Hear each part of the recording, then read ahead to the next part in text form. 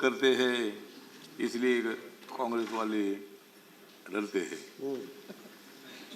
देश के लिए हम मरते हैं। नहीं, देश के लिए हम मरते हैं। आप प्रवोक मत करिए, फिर वो फुल मजा में आएगा फिर आपको बस। देश के लिए हम मरते हैं, इसलिए चुनाव में आप हारते हैं। तो ये बजट जो है, ये बजट 2020-21 का बजट सर्व सामान्य लोगों को आर्थिक प्रगति की दिशा से ले जाने वाले बजट है। ये बजट जो दलित है, आदिवासी है, किसान है, बेरोजगार है, ऐसे लोगों को शक्ति देने वाले बजट है।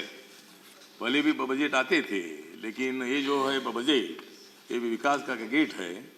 और इस बजट के माध्यम से निर्मला सीतारामन जी, जो हमारी बहुत एक्टिव मिनिस्टर भी है, उन्होंने कि किसानों के लिए, दलितों के लिए, आदिवासियों के लिए, बेरोजगारों के लिए, महिलाओं के लिए और हमारे खिलाड़ियों के लिए, सभी क्षेत्र के लोगों को बजट में बहुत अच्छा प्रावधान किया है। और इसलिए निर्मला सीतारामन जी का हार्दिक आभार व्यक्त करने के लिए, मोदी सरकार का, मेरी जो रिपब्लिकन पार्टी ऑफ इंडिया है उसके तरफ से आभार व्यक्त करने के लिए, और हमारे समाज को और भी ज़्यादा बजट आगे के साल में देना चाहिए, ये भी मतलब नम्र निवेदन करने के लिए मैं यहाँ खड़ा हूँ। आप लोग जानते हैं कि हमारा जो शेड्यूल कास्ट और शेड्यूल कास्ट का जो बजट था 2019-20 का 81,340 करोड़ का था, लेकिन हमारे 20-21 का जो बजट है 85,000 करोड़ का है। इसमें 4,000 करोड़ की बढ़ोतरी की गई है। हमारा जो सामाजिक न्याय और अधिकारिता मंत्रालय जो है, इसका बजट 19-20 का 8,885 था, लेकिन 20-21 में उसमें 1,219 करोड़ की बढ़ोतरी हुई है और 10,104 करोड़ रुपए ज़्यादा हमको मिले हैं। वरिष्ठ नागरिक और दिव्यांग जनों के लिए 9,500 करोड़ जो बजट है, ये बजट मतलब इसके लिए मिला है। और उसी तरह जो हमारे शेड्यूल्ड ट्राइब है, शेड्यूल्ड ट्राइब के लिए 53,700 करोड़ का बजट है।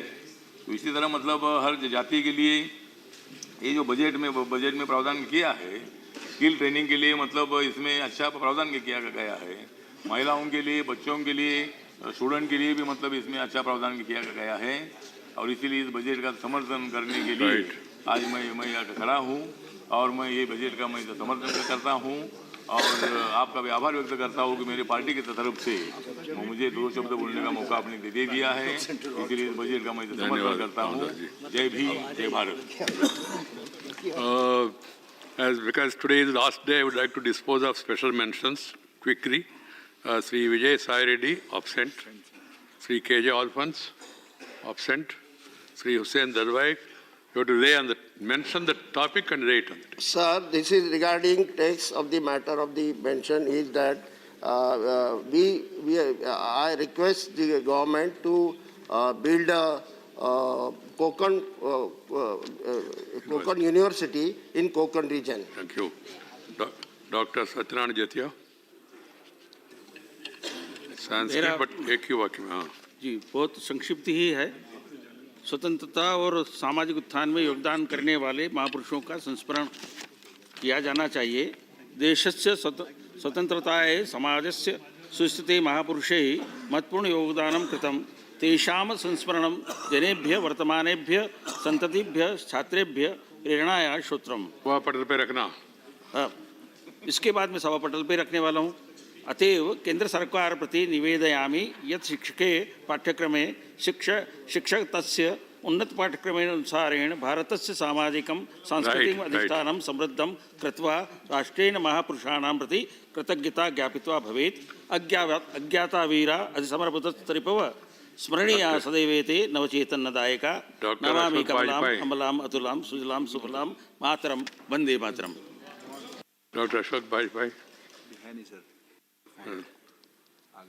KJ Alphonse ji, you have to mention the subject and rate on the table. Sir, this is regarding the crisis in cashew industry. May I take half a minute to read it, sir?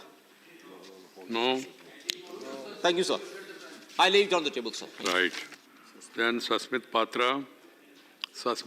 कल हो गया था sir. Rate on the table. Right. Sri Tiruchi Siva, not there. Subject ही नहीं पुनिया जी। What is the issue? I should know, na? I've given information. Okay, good. What is the issue? MNREGA के Same. Your name also will be added, both. Sasmit Patraji and P.L. Puniaji. Okay. Right. Oh, now, Honorable Minister for Finance to respond.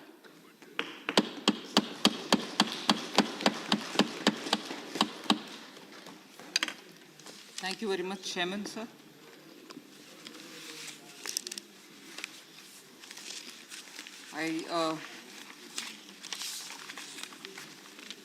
I wish to thank all the members. I'm told about 55 members have participated in the discussions and have spoken about the budget. I had stated from the beginning that my speech in the Lok Sabha was fairly long, sir, I admit, but it had so many things to say about because all of us in the ministry and the Prime Minister himself have spent a lot of time between July, when the budget was presented, and now to look at the various ways in which various sectors who have been interacting with us can be engaged with and also their aspirations met. Because many of them were facing a lot of challenges. So in my reply, having heard many of the members, and in my absence through the MOS taking the detailed notes, I'd like to respond to most of the speakers, sir.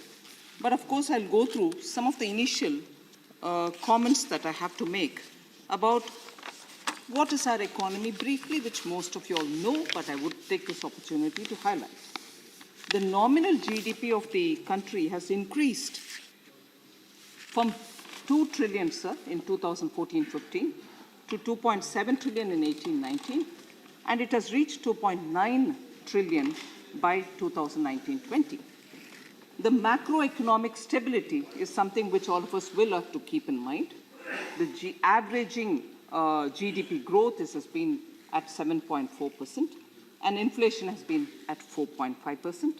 And then, based on RBI estimates, the central government's liabilities have come down from 52.2% of GDP by the end of March 2014, that is, to 49.4% by the end of March 2019, clearly showing a healthy trend in terms of liability to the GDP. Now, with all this and also the various steps taken between July and now, the question often asked is, are there any green shoots? What is your timeline for recovering the economy?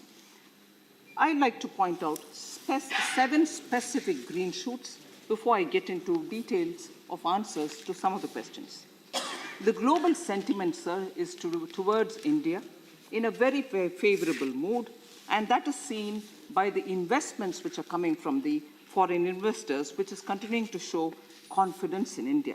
The net FDI flows is 24.4 billion, which was in April-November 2019-20, compared to 21.1 billion in April-November 2018-19.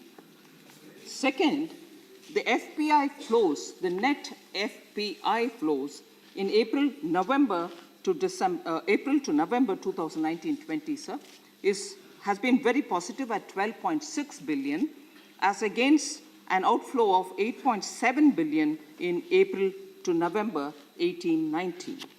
The third is we've announced a national infrastructure pipeline, and in that we've already identified projects worth 103 lakh crores, for which 22,000 crores have already been invested in the National Infrastructure Investment Foundation Fund, which also has a subsidiary into which, and also the Indian Infrastructure Financing Corporation.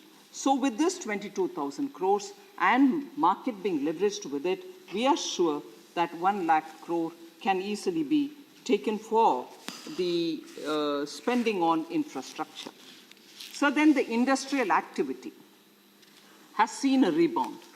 And in November 2019, the IIP numbers have registered a positive growth of 1.8%, as compared to the contraction by 3.4% in October 2019 and by 4.3% in September 2019.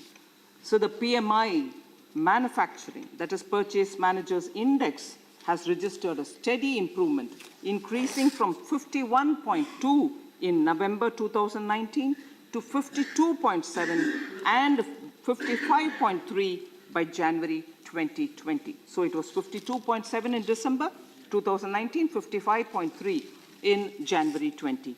PMI services, I earlier mentioned about manufacturing. Now PMI services also has increased from 49.2 in October 2019 to 52.7 in November 2019 and further to 53.3 in December 2019.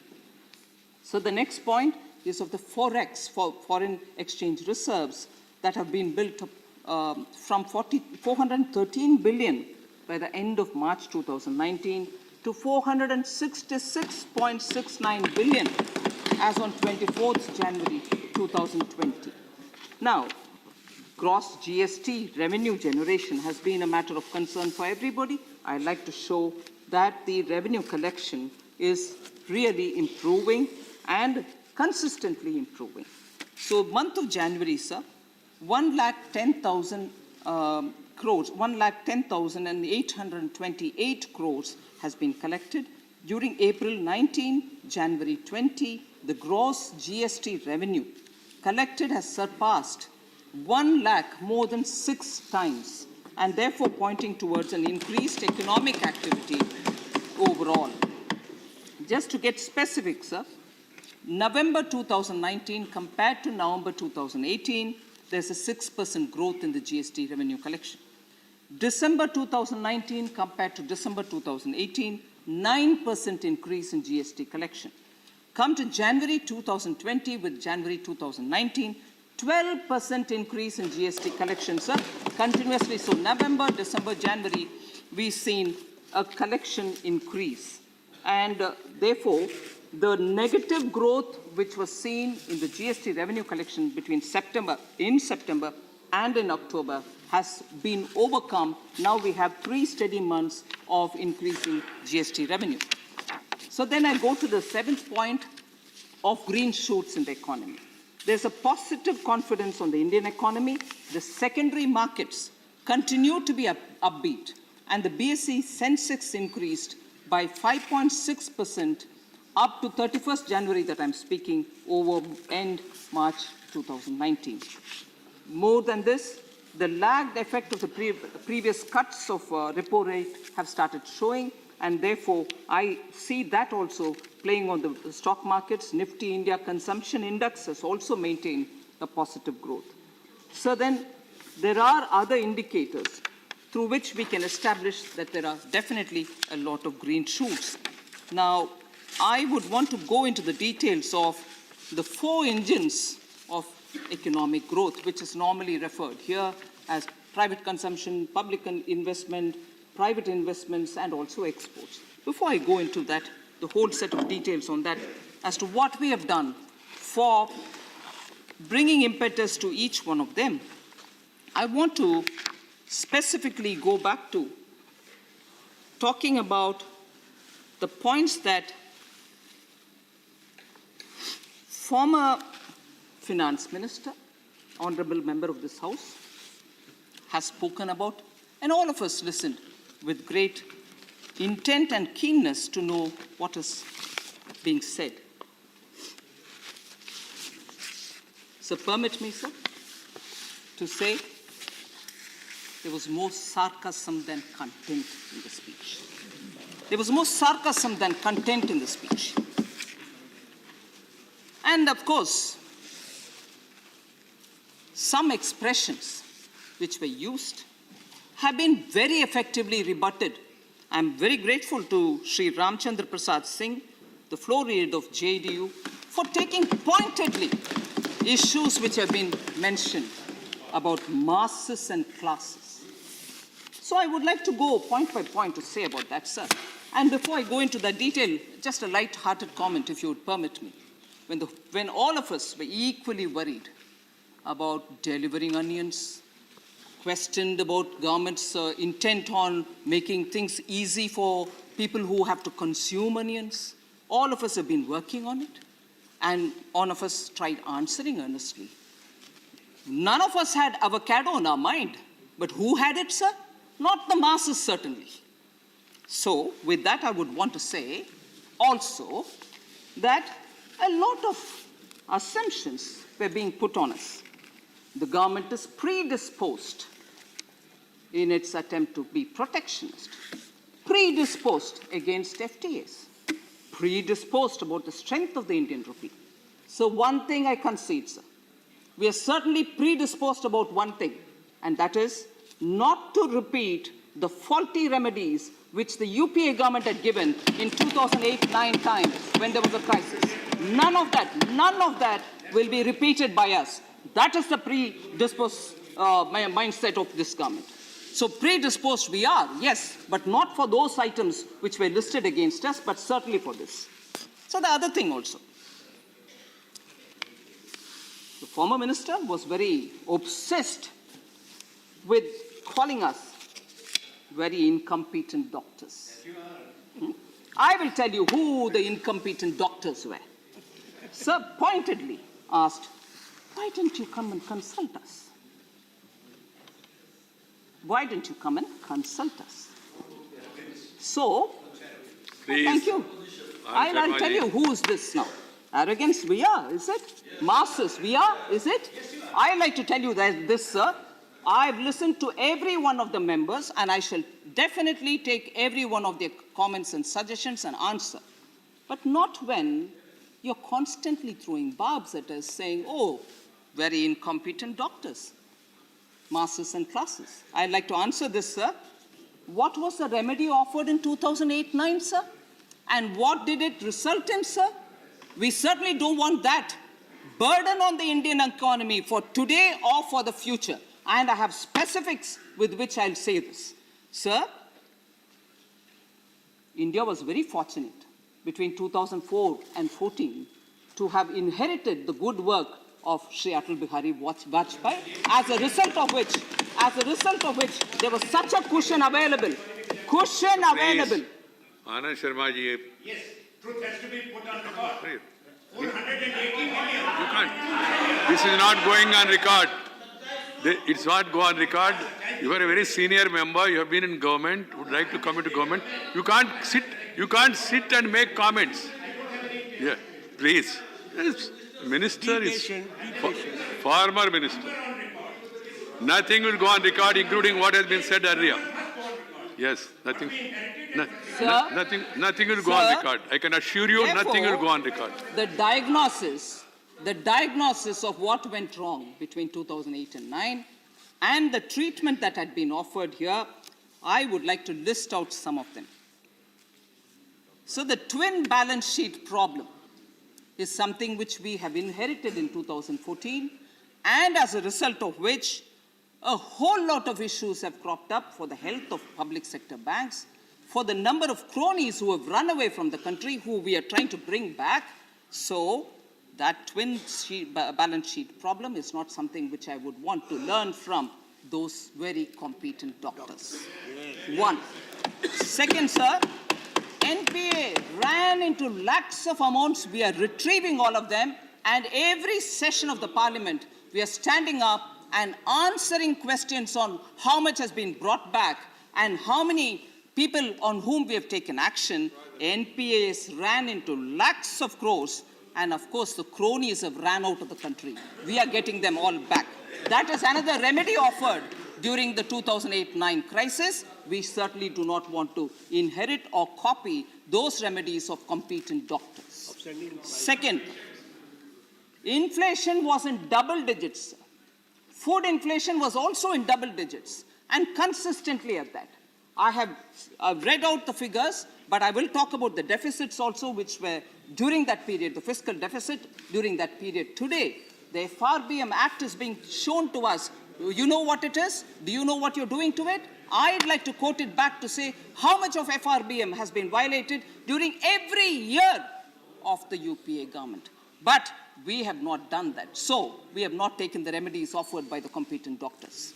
on handling inflation. We have kept it well under 4 all through our rule. And under Prime Minister Modi, food inflation has never crossed beyond the acceptable threshold. Sir, flight of capital. And before that, sir, data and account fudging. Data and account fudging on which we are most often questioned. I just want to highlight here, sir.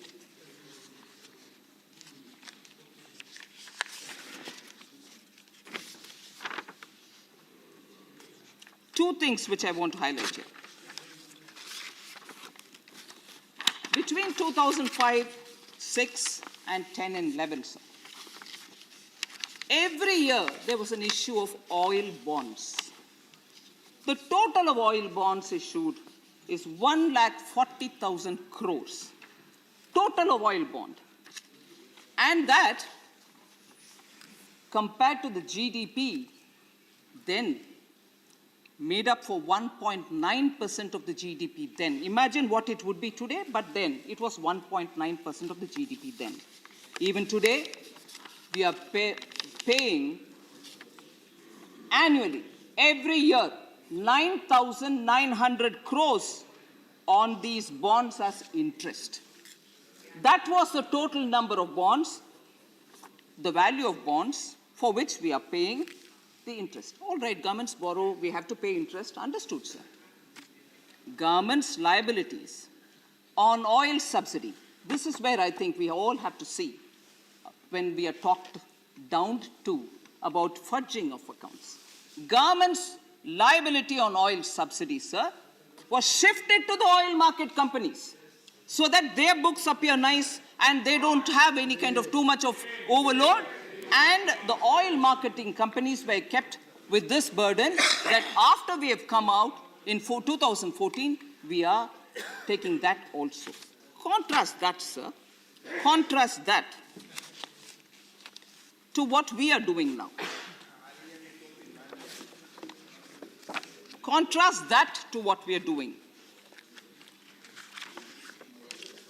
This is the budget presented in 2020-21, sir. We have shown, both in the expenditure profile and the budget speech, what extra budgetary borrowings are and where does this question of extra budgetary borrowing, particularly from the NSSF for food security, is also happening. We've shown it publicly. We've not hidden it, nor have we hidden it even from the speech. We've said that, and also clearly mentioned at the bottom as to capital infusion for public sector banks, which was in July budget up to 70,000 crores, is also shown here. We have not fudged any of these accounts. We have not pushed it onto oil marketing companies. We have not, kept our books nice and clean and pretty, but we've shown everything where they should be shown. And therefore, sir, very clearly, we need to understand competent doctors. Yes. So then, flight of capital.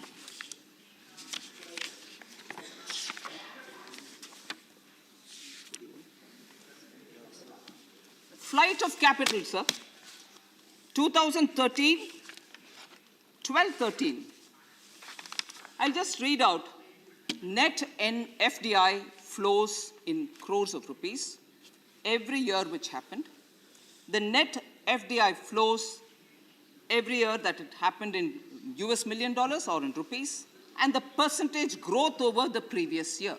Just to say, 2010-11, sir, if I have to read it in Indian rupees crores, 97,320 crores of rupees.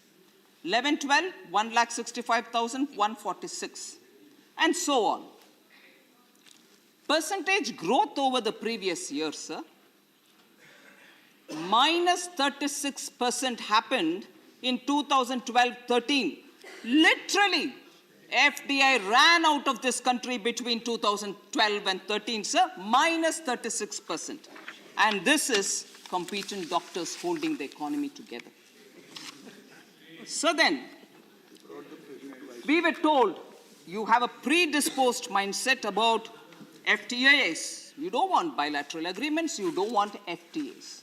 Sir, the FTAs which were agreed during that time have been reviewed not just by us in the ministry, have been reviewed severally by several experts, have been reviewed by the much praised chief economic advisor who is often nowadays quoted by the opposition benches.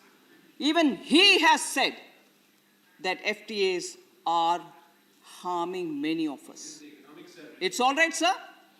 And if FTAs drafted during that time, negotiated during that time, I appreciate Commerce Minister today who's spending hours on end on FTAs and the impact it is having on Indian industry. For negotiating such FTAs, sir, I would want to appreciate today's response in the ground for the competent doctors. Today, no one wants us even to talk about bilateral because industry is scared, MSMEs are scared. The effect of some of the old-time FTAs are hurting them. And I have no hesitation in saying that such people should have an interaction with those who have agreed with those FTAs, sir. Competent doctors again. Sir, then I'll come back. The country is accused today. Oh, harassment. Harassment is happening. Criminalization of, the acts, IT acts and so on. I'll just quote the example of one act, sir. I'll just quote one example. In 2014, I was a Minister of State in Finance. Since then till today, the number of amendments that 2013 Companies Act is going through, you can ask anyone in this house, anyone here and there, the amount of work one has got to do for cleansing the Companies Act passed in 2013, which has such a lot of criminal elements, till today, all of us are bearing the brunt, and our first 5 years have gone in. Yes, we are doing. Repealing is what is happening. The criminal elements are repealing is what is happening. Nirmala ji, very bad. Sitting and commenting is very bad. Very, very, very bad. Sitting and commenting is very, very bad, very, very bad, very, very bad, very, very bad. Everything sitting and commenting will not go on record. Will not go on record. Please carry on. All right, sir. Don't join issue. Don't join issue Companies Act. unless I permit. Thank you, sir. Yeah, please. Companies Act, yes. sir. Yes. Companies This is Act Parliament. is written. This is not a primary school. I'm very happy for the comment. Thank you. Welcome the comment. Remember that. Remember that this is not a primary school. Very important lesson to all of us. Sir, yes, when we are talked down to all. you, we have to be like a good student. Yes. But when the student gets up to speak, it's a bit difficult to accept. I agree. Sir, I was also told, oh, look, CIA today is telling you how to, remove criminalization from, the various acts. You must listen to them. I wish to say, sir, as soon as I tabled the budget, I went for a CIA forum and invited the CIA to say, please give me any suggestions which you want us to take up so that the criminal elements which have gotten into our statutes will be removed. I have offered it. Please do recognize that. Sir, I wish also to say this, that the defense budget is very poorly allocated. We've not given much at all. And the Ministry of Defense and the newly appointed COD, Chief of Staff, should all protest. Was mentioned in this house.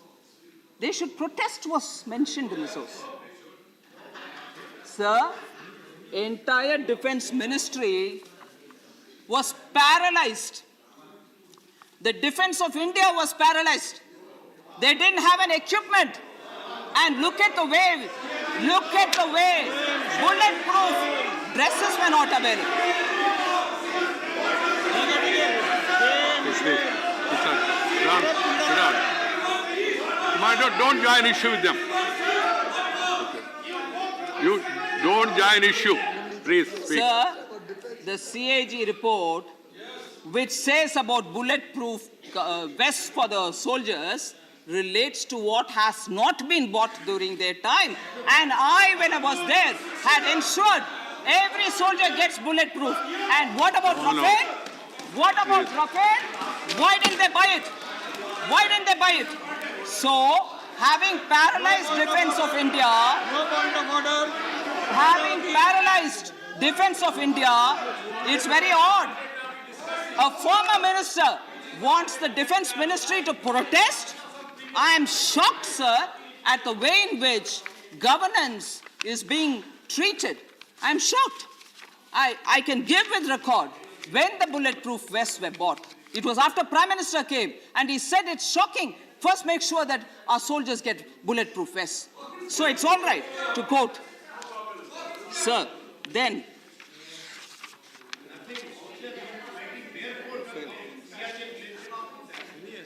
sir, we were made fun again.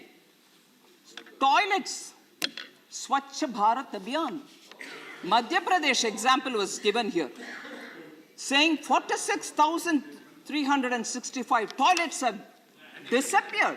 We were told that. I just want to say, sir, the state government of Madhya Pradesh has initiated a verification, formal verification process, and has responded to us to say, through the district collector, this is going on. So far, about 46,365 have been checked, and it has been found that only 649 were actually missing. Since all financial incentives in Madhya Pradesh has been paid through DBT, direct benefit transfer, over the past 3 years, any gap will be identified and filled on priority. Now, this is Madhya Pradesh government responding to us. Appropriate action will be taken against all those found responsible for any missing toilet, is what is being said by them. Now, the Department of Drinking Water and Sanitation is also following. Sir, there was also this, just as predisposed was attributed to us for 3 or 4 categories. I also heard the former minister repeatedly saying, ask us to believe. I want, please, the opposition, to believe your own state government. They have given this reply, sir. 46,000 gone, missing? Oh no. 649, about which Madhya Pradesh government is taking action. We would like to believe them. I'm sure they would want to believe them too. Sir,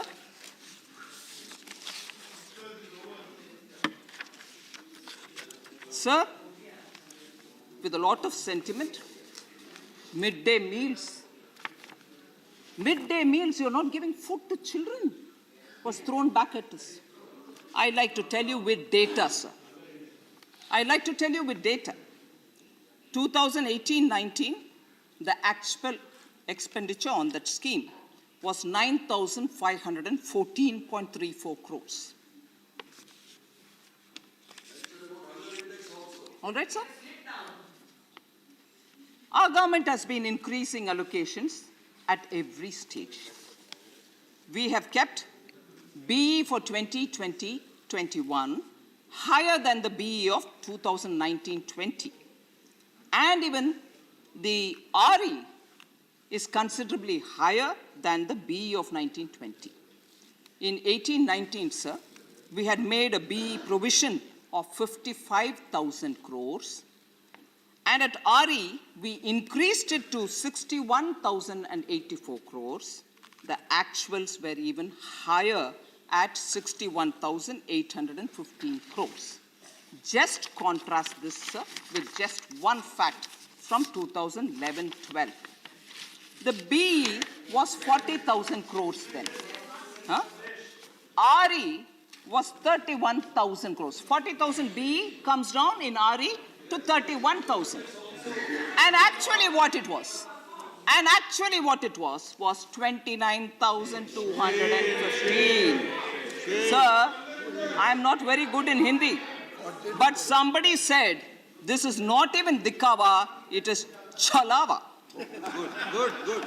I don't know, but if this is the way it is, I want to contrast this with the niyat of the Modi government, sir, where the BE, the actual, the RE are all increasing by stages, and the allotment and the actual for BE and the BE for 2020-21 is much higher. So I want to tell you that even the unspent balance has been kept in mind. So the other is on the midday meal. I hope I've said the actual figures there. Sir, RE of 2019-20 has been kept at 9,912.21 crore. The unspent balance is about 800 crore. Where has it gone? I'm telling you. The unspent balances of about 800 crores have all been adjusted this year itself, and the allocation made under 2020-21 is 11,000 crores like the BE. Not one paisa reduced on that.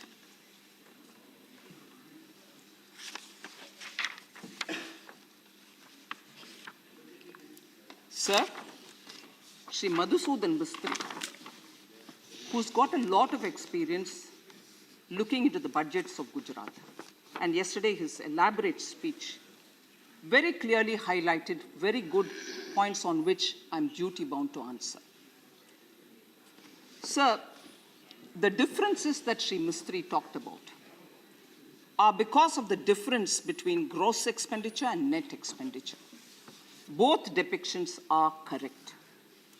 For example, sir, in the gross terms, the interest payments in BE 2020-21 is 7,33,203.15 crores.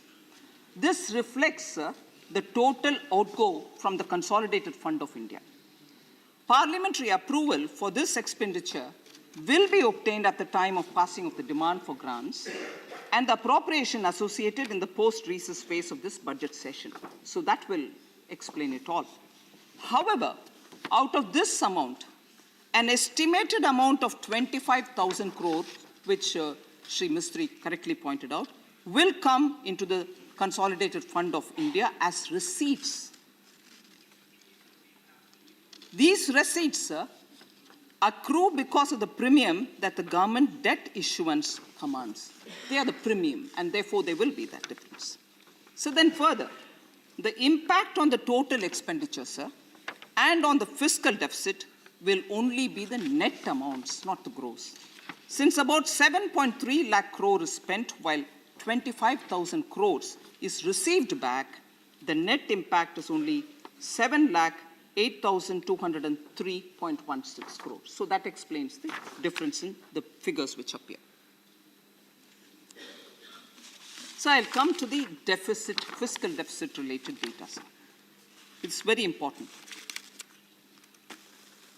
Under Prime Minister Modi, sir, fiscal discipline is maintained all through. Between 2014-15, 15-16, 16-17, and down till B 2021, I will just read out the fiscal deficit numbers. 14-15, the fiscal deficit was 4.1%. 15-16, 3.9%. 16-17, 3.5, 17-18, 3.5, 18-19, 3.4, B 19-20, 3.3. Now, RE 19-20, 3.8, where we have used the forbearance in the FRBM Act and therefore used the window to escape clause. And we've shown a trajectory through which the glide path is established next year, that is 2020-21B. We have already put it at 3.5%.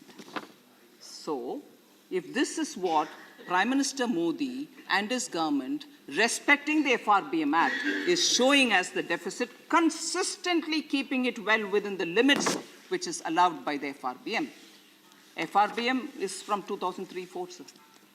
Let's just look at 2008-9, 9-10, 10-11, 11-12, 12-13, and 13 and 14, sir. I've given the trajectory between 14 till today. So let me also go back to look at 5 years. 2008-9, sir, 6.1%. 6.1%. 2008-9. 2009-10, 6.6%, going up. 2010-11, 4.9.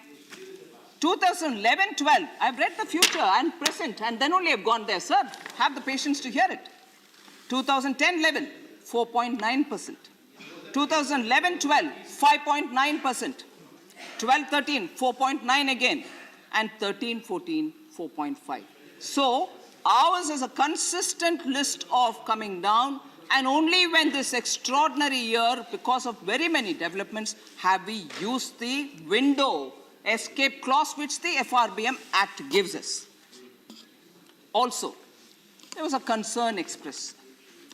Your capital expenditure may go up, but your revenue expenditure is going up a lot more, which will mean that you won't be able to spend on capital expenditure, sir. Probably the Honorable Minister, former Minister, forgot non-debt capital receipts and only looked at the revenue receipts and therefore came to this conclusion. But I must here say, revenue expenditure going up always is not negative, sir, because revenue expenditure also includes expenditure on schools and hospitals. They are spent for human capital. And also, in Government of India, all centrally sponsored schemes, which total to 3.4 lakh crores, are booked under revenue expenditure. A part of which, sir, is used for creating capital assets at the state level, which that itself is 2.1 lakh crores. So if of the revenue expenditure, which is centrally sponsored schemes, 3.4 lakh is going, 2.1 lakh is going for capital building. There is no way in which capital expenditure is coming down. In fact, I'd like to highlight the fact the overall expenditure of Government of India is gone up by 16.5% when we need this expenditure now, given the situation. And this figure is actual versus the RE, 18-19 actuals versus the 19-20 RE. And the capex has gone up, that is BE to BU, I'm comparing, 21% has increased. Capital expenditure has increased by 21%. And yet, more importantly, sir, maintaining this fiscal discipline, we have kept the fiscal discipline but not cut down. On the contrary, increased on capital expenditure. That is a specifically typical thing which I want to highlight of how governance is given importance by Prime Minister Modi. Capital expenditure has not suffered. Fiscal deficit has not been let loose. We are managing both. And that is the discipline which I want to be recognized. So there was this specific question by member from Kerala, Sri Ragesh. Borrowings by Kerala were decided on the basis of lower estimates. I need to inform him that borrowings by Kerala were decided on the basis of lower estimates of public account. This led to overborrowings by Kerala, which has to be adjusted at the RE stage. Hence, in 2019-20, the borrowing ceiling fixed were revised downward. That is from 2019-20. That is the possible explanation that I can offer. 24,915 crore, it was revised down to, as you said, 16,600 some crores. Sir, there are a few more points which I would elaborate on, the way in which the government has looked after the MSME sector. There are more than 7 different steps that we have taken. I'm not sure if I should elaborate on it, but 1 or 2 points which I want to add, which are absolutely new, which have come in since June. We have been making, July, we've been making a lot of attempts to make sure the MSME sector is protected. The latest step, which is proposed in the budget, sir, is that we have arranged for a credit guarantee trust, fully guaranteed through a credit guarantee trust, a quasi-equity which we can provide for MSMEs. Although given as a quasi-equity, the MSME sector can use it and raise loans with it and also be able to perform better. So this is fully guaranteed through the Credit Guarantee Trust for Medium and Small Enterprises. So because of this, we expect the MSMEs to have a bit of a relief and be able to carry on with their businesses. Also, we have ensured that the turnover threshold above which companies have to get their books audited, their accounts audited, has been raised from 1 crore to 5 crores so that MSMEs can have a bit of a relief given to them. Sir, also, we have raised the customs duty, making us appear as though we are protectionist, raised the customs duty on several items which are made successfully and in good quality by our own MSMEs. We don't want these commodities coming into India, and they are not raw products, they are not inputs, they are not intermediary goods, they are final finished products which consumers buy. Instead, if they bought it from the MSME, it will certainly help, and therefore we've raised the customs duty on those items.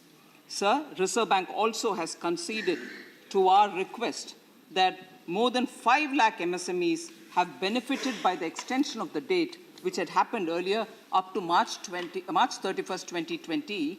Now they have extended that date further, and therefore very many MSMEs which did not benefit earlier by the date extension can now use it so that they will not be declared as NPAs. Sir, further, we have also made sure that a scheme of 1,000 crores will be anchored by Exim Bank together with SIDBI so that pharmaceuticals, auto components, and certain other such MSMEs can benefit from these. And finally, there shall be a national logistic policy which will help the e-logistics market. We will have a single window. Employment generation will be made sure by that, and making MSMEs competitive, sir. So there are several measures we've taken for startups and youth as well, but I wouldn't go further on it, except to say, sir, no one sector has had any cut in their resources. Just for our reference, I wanted to read out a few of the health-related achievements that this government has achieved. The maternal mortality rate, sir, between 14 and 15 was 167. It is now 122. Good. And India is treated as the faster rate, appreciated for the faster rate of decline than the global rate itself. Sir, again under health, under 5 mortality rate, number of 1,000 live births. 45 was the number in 14-15, sir. Today it is 37. Faster rate of decline than global averages. So infant mortality rate, which is again for 1,000 live births, was 39 in 14-15. Now it's come down to 33. Again, a faster rate of decline than globally. So increase in the number of MBBS seats. Number of seats available in 14-15 was 51,127, sir. Now it is 80,312. So increase in number of PG seats, post-graduation seats, 25,375, sir, in 14-15. Now it is 49,562. Health human resources augmentation, which includes GDMO, A&Ms, staff nurses, specialists, Ayush doctors, and paramedics for the National Health Mission, sir. That had 1.86 lakh crores in 14-15. Now they get 2.53 lakhs so that we improve on the human resources for medical. ASHA workers, sir, 9.07 lakhs in 14-15 have gone to 10.46 lakhs now. So number of PHEs which are working, primary health centers, which are working 24/7, were 9,131 in 14-15. Now they are 9,445. Last one, sir, 2 very important, which are incidence of TB cases in India per lakh population, sir. Incidence was 223 in 14-15. Now it's come down to 199, which is a 10.7% reduction, sir, in the number of TB cases in this country. And finally, the malaria cases were 11 lakhs and odd 2,205 in March 2015. They have come down to 3 lakhs only, 3,34,692. So, Sir, thank you very much for giving me this opportunity. There are complete details on every ministry. No resources have been cut down for anybody, but I wish to assure all members who participated in the discussion that the government is keen to work together with everybody, and we want the economy to gallop. Thank you very much. Shri Jairam Ramesh, one clarification. What is it? Sir, I just have one clarification from the Honorable Finance Minister. Yesterday, I had raised a number of questions regarding the impact of the budget on state finances. This morning, a leading economic newspaper had the following headline, and I wish to seek a clarification from the Honorable Finance Minister. The headline is, states what is may your not get... clarification? Sir, let me read it out, sir. No, not necessary. Did not quote the newspapers. Ask the clarification. States may not get GST compensation in full, says Finance Ministry. I would like to ask the Honorable Finance Minister, Parliament has passed a law which says that all states will get full GST compensation for a period of 5 years. Right. Is that policy going to change? Minister, is that going to be contingent on the states agreeing to an increase in GST rates? No, so this is an important issue. That's why I allowed you. State finances. I just want the clarification. You ask for a clarification. He is responding, please. On the GST compensation for the states, sir, I have in fact answered questions during the July budget session, post that, and even now, I'm not sure what the newspaper report is about. We have very clearly stated, in fact, in the budget speech, I have given a clear paragraph to say, in 2 installments, I shall clear what has been collected till now, even dues drawing from the earlier years on the compensation. Right. Sri Anand Sharma, clarification. Clarification, sir, from the Honorable Finance Minister is about the fiscal deficit and the borrowed money figures that she has given for 2020 and 2021 budget is 3.5, if my understanding is correct. Whereas the revenue deficit you have given at 2.8, so which leaves only 0.7% for the capital expenditure out of the borrowed money. So please clarify this. Mantriji, you want to clarify? No response. I've stated all that I have to say. Then, Reddy today on the table, special mention? Yes, sir. Rate on the table. Okay. Mention and rate on the table. Yes. Sir, special mention, sir. This is regarding the pension, revision of pension of retired bank employees. I lay it on the table, sir. Right. Thank you. Message from Lok Sabha, SG. Please.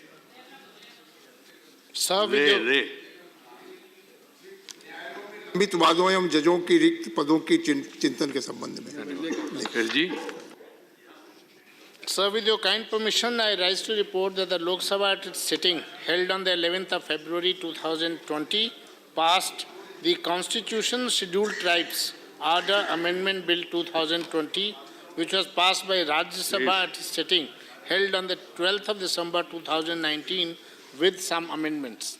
Right. Thank you, Finance Minister. Thank you, honorable members. The House stands adjourned till 11 hours on Monday, 2nd March 2020.